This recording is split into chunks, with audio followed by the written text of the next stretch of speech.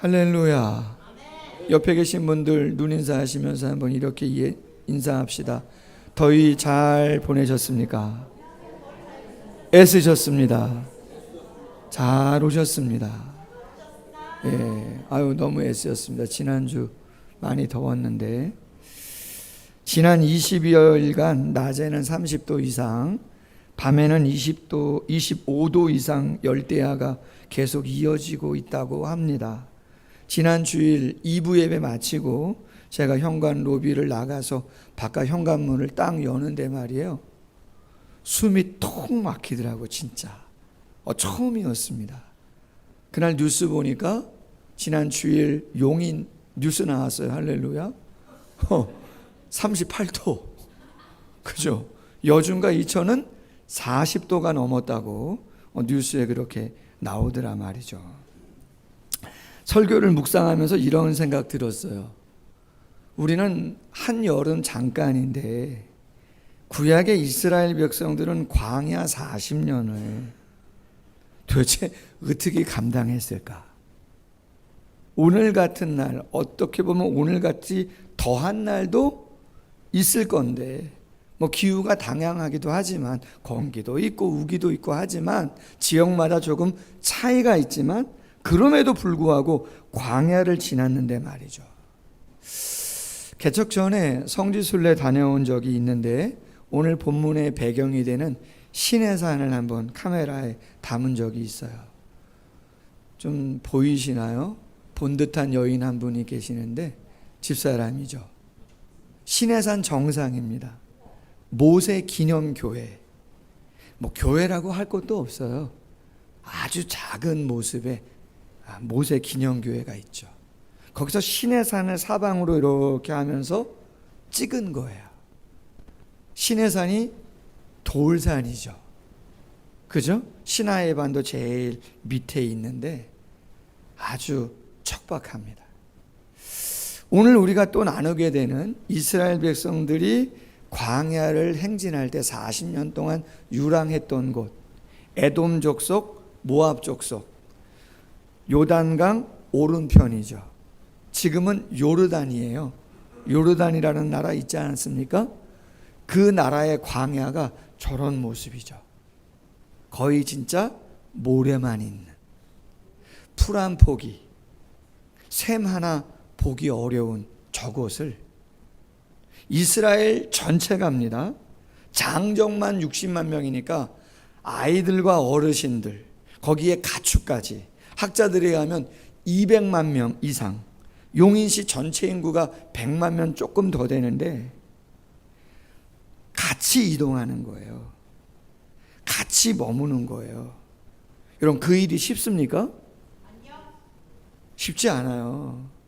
우리 여름사역 성경학교도 하고 수련회도 하고 했는데 교사분들이 많지 않기 때문에 힘든 것도 있지만 그 아이들 몇 명 안 되지만 아이들, 그죠? 먹이고 간식 만들고 뭐 점심 메뉴가 뭐예요? 돈가스인가요? 뭐 튀기고 수영장 저거 뭐 청소하고 프로그램 게임 준비하고. 여러분, 쉬워요, 어려워요? 한 끼 두 끼 하는 것도 폭염 속에 40년을 200만 명이 동시에, 결코 쉬운 일이 아니죠. 이스라엘은 출애굽을 하고 시내산에 딱 2개월 만에 도착했습니다. 한 11개월 정도, 약 1년 정도 머물렀어요.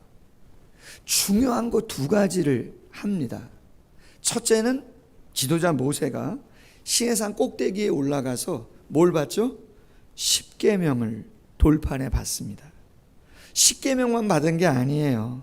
앞으로 출애굽하고 나서 가나안 땅에 들어가서 새 백성이 되어서 하나님의 백성으로 살아갈 때 지켜야 할 많은 제도와 법들을 하나님이 말씀하시는 것이죠. 그것을 완결합니다. 그리고 나서 또 한 가지 중요한 게 있는데 출애굽기 25장부터 마지막 40장까지 아주 지루할 정도로 기록되고 자세하게 기록된 내용이 있어요. 뭐에 대한 내용이죠? 성막을 제조하는 거죠. 성막 아주 작죠. 그런데 아주 자세하게 설계도가 기록되어 있어요. 어떤 재료로 누가 어떻게 가로 세로 높이 어떻게 만들려고 되어 있어요. 그 성막은 어떤 곳입니까? 하나님의 임재의 상징입니다. 백성들을 만나는 곳이죠. 죄가 용서받는 곳이고 하나님의 은혜를 받는 곳이죠. 자, 오늘 본문 15절 이렇게 시작합니다.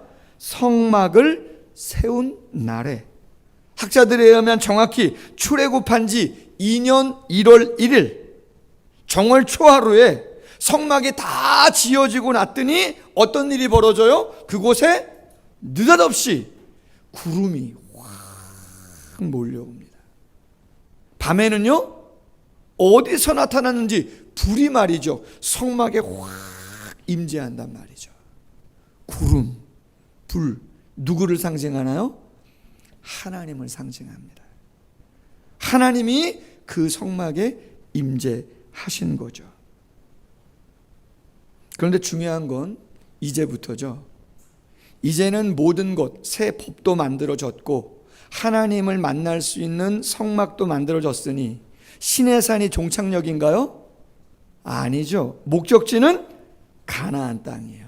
가나안 땅을 향해서 행진하라 이야기하고 있는 거죠. 자, 그렇다면 그 먼 길을 200만 명 되어지는 사람들이 어떻게 동시에 행진했으며 어떻게 머무르고 진을 치며 목적지까지 다다랐는가? 오늘 17절에서 22절까지 행진과 진을 어떻게 쳤는가 나옵니다. 한마디로 말하면 어떻게 했다는 거예요? 그렇죠. 낮에는 구름 기둥을 쫓아서, 밤에는 불 기둥을 쫓아서, 머무르면 머무르고 행진하면 행진한다. 여러분, 오늘 본문 말씀 21절 22절 한번 봅니다. 이렇게 되어 있습니다. 혹시 구름이 저녁부터 아침까지 있다가 아침에 그 구름이 떠오를 때에는 그들이 행진하고, 구름이 밤낮 있다가, 원어적인 의미는 낮 동안에 그리고 밤에 잠시입니다. 아주 잠시. 떠오르면 곧 꾸물꾸물대는 거 아닙니다. 곧 이후되는 것도 아닙니다. 행진하였으며 이틀이든지 한 달이든지 1년이든지 구름이 성막 위에 머물러 있는 동안에는 이스라엘 자손이 진영에 머물고 행진하지 아니하다가 떠오르면 행진했다. 그렇게 나옵니다. 아멘? 여러분, 광야길은 우리 늘 이야기합니다. 인생길과 같다고. 구원을 얻은 성도가 구원 그 이후에 천국에 갈 때까지 삶을 살아가는 여정과 같다고 이야기하죠. 여러분, 신학적인 내용들 자세히 설명드리진 않지만 이런 내용입니다. 구약의 모든 이스라엘 백성의 역사는 역사적인 사실이죠. 실제죠. 그러나 그것은 영적으로 보면 그림자예요. 신약, 예수님이 오시고 나서가 실체인 것이죠. 그럼 구약 이스라엘 백성들의 출애굽의 역사가 보여주는 내용이 뭡니까? 출애굽, 애굽에서 나왔다는 거예요. 왜? 바로에게 애굽에서 종살이하고 너무나 힘드니까 우리 스스로 할 수 없어요. 누가 출애굽을 시킵니까? 하나님이, 하나님의 능력으로 재앙을 내리시고 기적을 통해서 어린 양의 피를 바르고 장자가 죽고 출애굽합니다. 그리고 홍해를 건넙니다. 시내산에서 새로운 계명을 받습니다. 광야를 지납니다. 요단강을 건너 가나안 땅 목적지에 이릅니다. 그럼 신약시대의 성도들은 어떤 것입니까? 사도행전 7장 스데반 집사가 광야 이스라엘 백성들의 그 공동체를 광야교회에 그렇게 표현했어요. 바울이 고린도서 10장 2절 말씀에서 모세에게 속하여 다 구름과 바다에서 세례를 받고 홍해를 건너는 걸 뭘 받은 거라고 표현했다고요? 세례 받은 거라고 해석했단 말이에요. 우리는 죄와 사망의 문제 가운데 노예가 돼서 끌려가는 거예요. 돈이 있든 없든 권세가 있든 없든 뭐에 매여 있어요? 죄송하지만 죄에 매여 있고 80을 살든 100을 살든. 제가 요새 조금 고민이 생겼어요.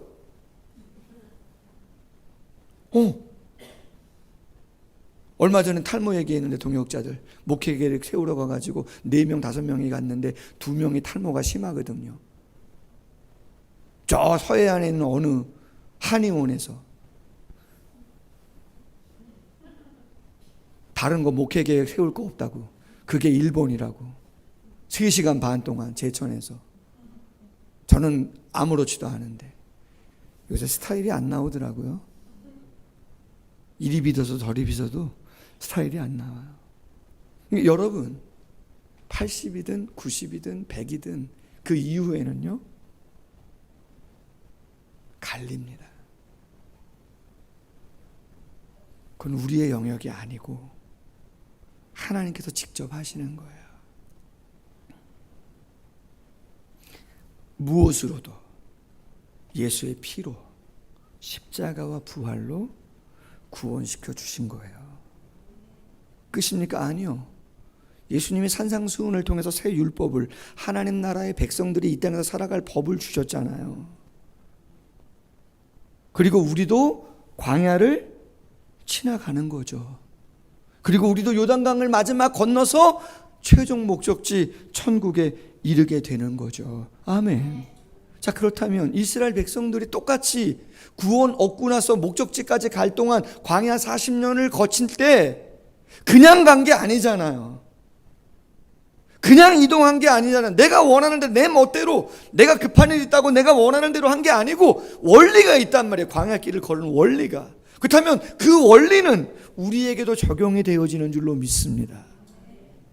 더군다나 이 폭염 가운데 이스라엘 백성들의 모습을 통해서 영적인 교훈을 한번 얻어보자는 거죠. 첫 번째, 광야길은 성막 중심의 길이었다. 삶이었다는 거예요. 이스라엘 백성들이 어떻게 행진하고 어떻게 머물렀는가 우리 말씀을 나눴어요. 구름 기둥을 쫓아 불 기둥을 쫓아갔단 말이에요. 자, PPT 하나 보여주시면 이스라엘 백성들이 40년 광야를 행하면서 구름 기둥과 불 기둥이 딱 멈춰 있으면 저 형태로 저 위치에서 머무르는 거예요. 내가 원한다고 아무데나 가 있는 게 아니고 저 모습으로 12지파가 자신의 위치에서 딱. 근데 특이한 게 뭡니까? 중심에 뭐가 있죠?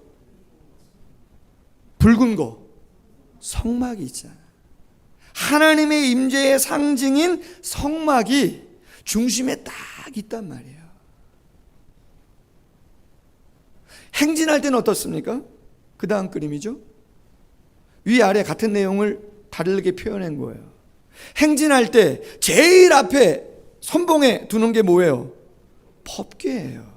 하나님의 임재의 상징인 법궤가 제일 앞에 있는 거예요. 그리고 세 지파, 그 다음 성막과 기구들, 그리고 또 세 지파, 그 다음 성물, 고아자손이 어깨에 매는 거기 때문에 어깨에 매고, 그 다음 6지파가 세 지파씩 행렬을 하고 어느 곳을 가든 사막을 가든 협곡을 가든 어디를 가든 저 모습을 유지하고 가는 것입니다. 아멘. 여러분, 요단강을 건널 때 엄청나게 넘실대는데 누가 제일 먼저 요단강에 발을 담궜습니까? 제사장이 무엇 메고? 법궤 메고. 여리고성 가나안에서 제일 먼저 전쟁합니다. 첫 번째 전쟁입니다. 샘플입니다. 보여주시는 거죠. 어떻게 무너뜨렸다고요? 법궤를 제사장이 메고 나팔 불며. 그건 싸우는 전열이 아니에요. 그건 예배 행렬이라고 말씀드렸어요. 여러분, 광야길은 행진을 해도 머물러도 뭐가 중심이고 뭐가 우선순위예요? 성막. 그럼 구약의 성막이 솔로몬에 의해서 뭐로 바뀌죠? 성전으로, 건물로 바뀝니다. 텐트였던 것들이 솔로몬의 성전으로 바뀝니다. 그 솔로몬의 성전이, 눈에 보이는 건물로서의 성전이 예수님이 오시고 나서 신약시대에 영적인 해석을 하죠. 성전, 교회의 머리가 누구라는 거예요? 예수님이라는 거죠. 당신이 성전이라 그러잖아요. 저 예루살렘 성전 무너뜨려라, 내가 3일 만에 다시 짓겠다. 무엇을 의미하는 거라고요? 당신의 육체를 의미하는 거라 말씀했단 말이에요. 예수님이 머리시고, 그럼 우리 모든 성도들은요, 지체가 되는 거죠. 그렇죠? 지체가 되는 것이에요. 그렇다면 여러분, 이런 이야기하는 분들이 있어요. 성경적인 베이스를 가지고 이렇게 말합니다. 내가 예수님을 모시면 내 안에 성령이 임하기 때문에 내가 하나님의 성전, 내가 교회다. 굳이 눈에 보이는 교회에, 유형교회의 의미를 두고 내가 갈 필요 없다. 야, 이 사람 저 사람 마음 맞추는 것도 힘들고 뭐 하라는 것도 많고 쉽지 않으니까 그냥 나 내 멋대로 살겠다. 무교회주의자라 그럽니다. 무교회. 아니죠. 하나만 알고 도는 모르는 거죠. 교회는 내 개인도 성전이지만 우리 모두의 모임 또한 에클레시아 교회인 거죠. 아멘? 우리 모두를 하나의 공동체로, 예수님이 교회의 머리시고 우리 모두가 지체되도록 주님이 부르신 줄로 믿습니다. PPT 에베소서 4장 15절, 범사의 그에게까지 자랄지라 그는 곧 그리스도라. 온몸이 각 마디를 통하여 도움을 받음으로 연결되고 결합되어 각 지체의 분량대로 역사하여 그 몸을 자라게 하며 사랑 안에서 스스로 세우느니라. 아멘. 여러분, 진영을 이탈한다, 행군하는데 이탈한다, 어떻게 되겠어요? 우리 둘째 아들 휴가 나왔는데 이탈하면 어떻게 되는 거예요? 군대 있으니까 알죠? 에? 안 되는 거예요? 안 된답니다. 여러분, 그 지인을 이탈해요? 아니요, 여러분. 모일 때 모이고, 쉴 때 쉬고, 행진할 때 함께 행진하는 것입니다. 신앙생활이 나의 삶의 모든 삶의 영역의 수많은 영역 가운데 하나다? 여러분, 그렇지만 그 하나가 중심이셔야 됩니다. 그 하나가 분명한 우선순위가 되셔야 됩니다. 아멘. 그렇지 않으면 광야길 온전히 가시기 어렵습니다. 예수님 요한복음 15장에서 말씀하십니다. 나는 포도나무요 너희는 가지니. 너희가 내 안에, 내가 너희 안에. 나로부터 떨어지면 그 가지 어떻게 되는 거예요? 죽는 거예요. 우리 산으로 둘러싸여 있잖아요. 보시잖아요. 게임 끝입니다.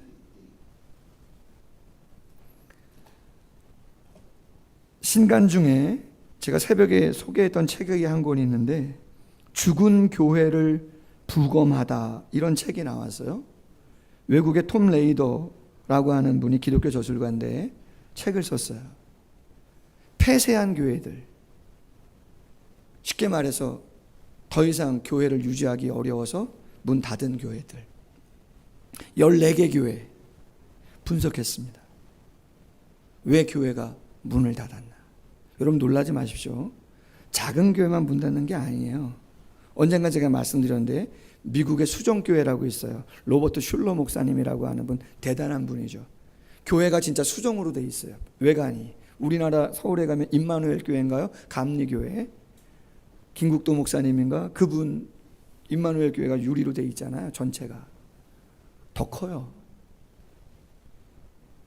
파산 신고했습니다. 문 닫았습니다, 교회가. 그럼 왜 그랬을까? 이유는 교회가 교회의 본질적인 사명, 뭡니까? 하나님 사랑, 이웃 사랑, 복음 전파. 예배와 훈련, 교육이죠. 코이노니아, 교제, 섬김,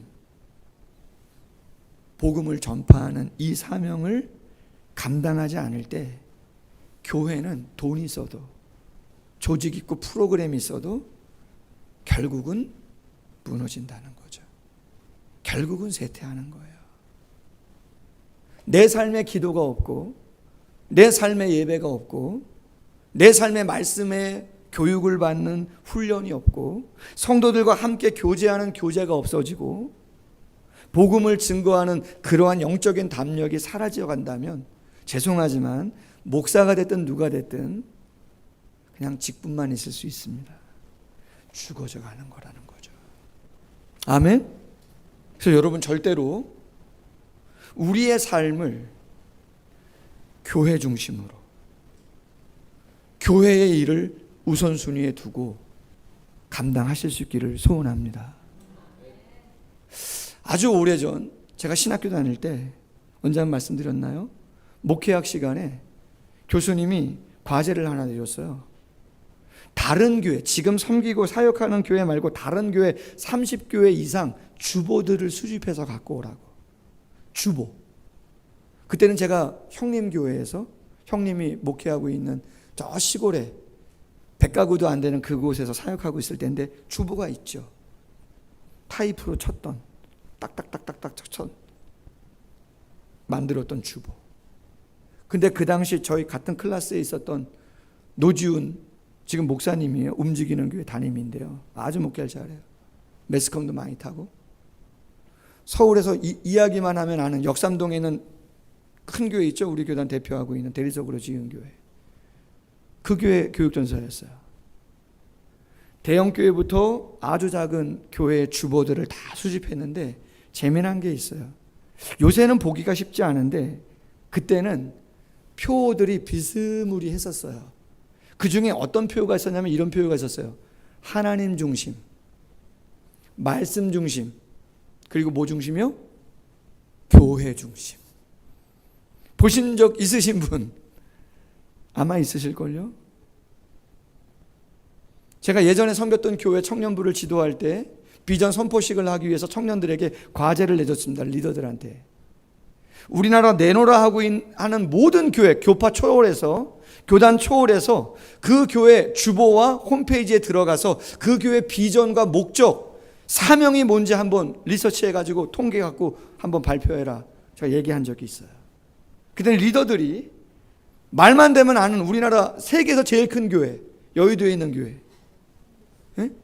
뭐 감리교에서 제일 큰 교회, 뭐 통합 측에서, 합동 측에서 제일 큰 교회들 한 5가지 교회들을 제가 이야기해줘서 리서치했더니 여기에 있는 것들이에요. 근데 저기에 있는 것들을 단어를 조금 다른 것들로 달리 말하면서 표현하고 있는 거죠. 여러분, 신앙생활의 중심과 우선순위는 교회입니다. 아멘? 교회입니다. 왜? 교회가 하나님의 공식적인 임재의 처소이기 때문에 그렇습니다. 두 번째, 광야길은 하나님의 인도와 보호가 있는 길이라는 거예요. 여러분, 전적으로 광야길 누가 인도하고 있어요 지금? 모세가요?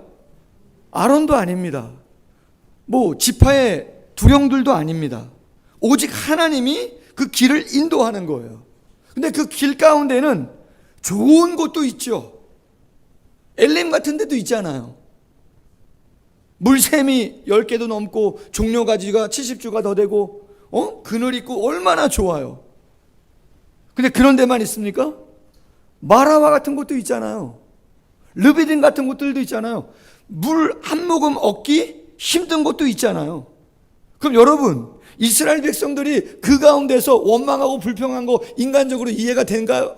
안 될까요? 저희 아들들에게는 어릴 때 힘든 이야기였겠지만 부목사로 있으니까 좋은데 아빠 왜 개척하셨냐고 그렇게 이야기를 많이 하더라고요. 근데 그때는 이해가 안 됐겠죠. 기도할 수도 없었겠죠. 근데 여러분, 우리 여름 말씀 부흥회 때 김영모 목사님 말씀했어요. 힘들고 어려워지는 그 순간은 시험의 시간이 아니라 누구와 가까워지는 시간이라고요? 하나님과 가까워지는 시간이에요. 자, 시편 48편 14절 말씀 한번 띄워줘 보세요. 하나님은 영원히 우리의 하나님이시니 그가 우리를 언제까지요? 죽을 때까지 인도하신답니다. 믿습니까? 여러분 걱정하지 마세요. 너무 내가 노후가 어떻게 될까 어쩔 수 없이 고민하는 거는 어쩔 수 없겠지만, 여러분 내 숨이 끝나는 그 순간까지 하나님이 우리를 인도하는 겁니다. 아멘. 고통을 주시든 평안함을 주시든 뭐를 어떻게 하시든 하나님의 손에 있는 거예요. 아멘. 히브리서 13장 5절 결코 너희를 버리지 않고 떠나지 않는다. 이사야에게 말합니다. 반드시 광야에 길을 내고 사막에 강을 내겠다. 그래서 여러분 두 가지, 광야길 걸으면서 불평하거나 원망하지 않기를 소원합니다. 그때 뭐 하셔야 된다고요? 기도하셔야 돼요. 신명기 8장 2절에 이 40년 동안 내게 광야길 걷게 한 것 기억해라. 너를 낮추고 시험하사 내 마음이 어떠한지 명령을 지키는지 아니 지키는지 알려 함이로다. 이 40년 동안 내 의복이 해하지 아니하고 내 팔이 부르트지 아니하였느니라. 야고보서 1장 4절이야. 인내를 온전히 이루라. 온전하고 구비하여 조금도 부족함이 없게 하려 함이라. 누구든지 지혜가 부족하거든 모든 사람에게 후히 주시고 꾸짖지 아니하시는 하나님께 구하라. 그리하면 주시리라. 여러분 답답하시면 뭐 하시라고요? 기도하는 거예요. 그리고 여러분 광야길을 걸으면서 하지 않아야 할 것이 원망과 불평 말고, 오늘 설교 제목 뭐 하지 말라고요? 미련 두지 마시라고요. 애굽이 좋았든 엘림이 좋았든 어디가 좋았든, 아니면 어떤 상처와 어떠한 아픔과 어떠한 고통이 있었든, 여러분 거기는 종착역 아닙니다. 아멘. 과거에 만났던 사람, 과거에 했었던 일들 미련 두지 마세요. 지나가는 겁니다. 목적지는 가나안이에요. 할렐루야.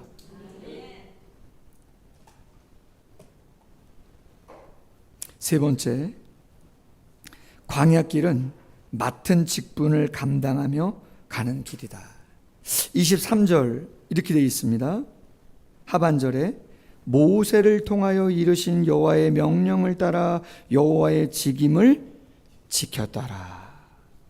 자, 누가 직임을 지켰을까요? 직임은 직분이라는 말인데 누가? 그렇죠. 아론은 아론 나름대로, 제사장들은 제사장들 나름대로, 레위인들은 레위인들 나름대로, 두령들은 두령들 나름대로 다 연합해서 그 일을 잘 하라고 하나님이 모세를 통해서 직임, 직분을 주었다는 거예요. 그럼 그 직임을 어떻게 해야 되겠어요? 할렐루야. 잘 지키셔야죠. 여러분 오늘 말씀을 보세요. 구름기둥과 불기둥이 언제 어떻게 움직였답니까? 뭐 규칙 있게 움직인 거예요? 주일은 쉬어야 되니까 그냥 그대로 있어라 늘 그런 거예요? 아니에요. 밤에 혹은 낮에, 아니면 낮에 잠깐 밤 사이에, 이틀에 한 번, 한 달에 한 번, 1년에 한 번, 누구 마음이에요? 하나님 마음이에요. 그럼 레위 자손들 그 성막, 성물 어떻게 해야 되는 거예요? 어깨에 메고 움직여 가야 되는 거예요. 편하려면, 효율성을 따지려면 어떻게 움직이면 되겠어요? 심 좋은 짐승 마차 만들어가지고 수레 만들어가지고 법궤를 금덩이로 만들었으니까 거기다 딱 싣고 짐짝처럼 움직이면 누가든지 편하잖아요. 짐승들도 많은데. 근데 민수기 4장 15절에 보니까 진영을 떠날 때 아론과 그의 아들들이 성소와 성소의 모든 기구를 덮는 일을 마치거든. 누가? 고핫 자손들이 와서 어떻게 하라고요? 매라는 거예요. 왜 그렇게 해요? 그렇죠. 하나님이 이유가 있죠. 하나님이 짐짝이 아니죠. 하나님은 영광 받으시고 찬송 받으실, 기어코 다 쳐놨는데 성막을 텐트를 잘 준비해놨는데 4시간 있다가 거들합니다. 하나님이. 여러분 어떻게 하실 거예요? 4시간 만에. 그것도 베일. 죽을 지경입니다. 성찬식 매주 하시면 어떻게 홍지사님 가능하시겠어요? 수원에서? 박은주 원사님 가능하시겠어요? 매주마다 말이에요. 여러분 쉽지 않습니다. 성경학교 매주 할렐루야 홍표성 권사님 어떻게? 일주일에 한 번 미니 수영장 만드는데요. 애들 좋으라고. 뜨거울 땐 못하고 해 떨어지고 나서 그거 조금 이렇게 하이타이 풀어가지고 이거 그 조그만 거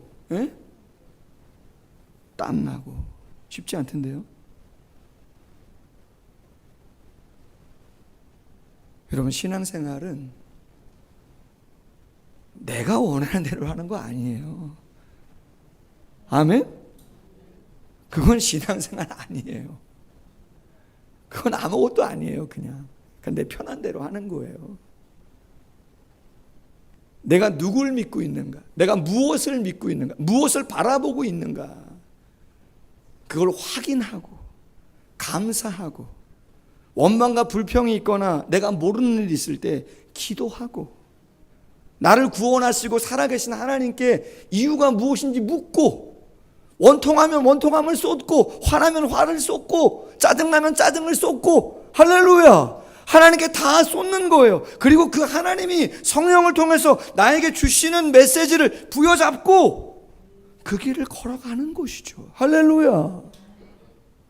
외로워도 가고 버거워도 가고 주님이 인도하는데 인도는 주님이 하시고 보호도 주님이 하시고 할렐루야. 책임은 하나님이 지시는 것인 줄로 믿습니다. 우리는 왜 이 사람을 만났는지 왜 이런 환경을 주셨는지 거기에 신경 쓸 이유 없습니다. 우리가 신경 쓸 것은 내 마음과 내 중심이 하나님 앞에 바른가 아닌가 거기에 집중하셔야 돼요. 그래야 내가 변하고 내 삶의 패턴 또한 바뀌는 것이죠. 말씀을 맺겠습니다. 이 폭염에 성도님들 어떻게 생활하시는지 아마 힘드실 텐데 오늘 이 말씀 한 주간 힘든 그 시간 속에서 꼭 생각하십시오. 광야길을 어떻게 걸어가야 되는 것인가? 삶의 중심과 우선순위는 교회다. 가정을 무시하는 게 절대 아닙니다. 하나님의 임재의 공적인 장소입니다. 내가 성전이지만 우리 모두가 성전입니다. 무형교회만 있는 게 아니라 유형교회도 이 땅에서는 의미와 가치를 유지합니다. 원망과 불평, 미련, 노 기도하면서 자유함 가지고 함께 할렐루야 기도하겠습니다.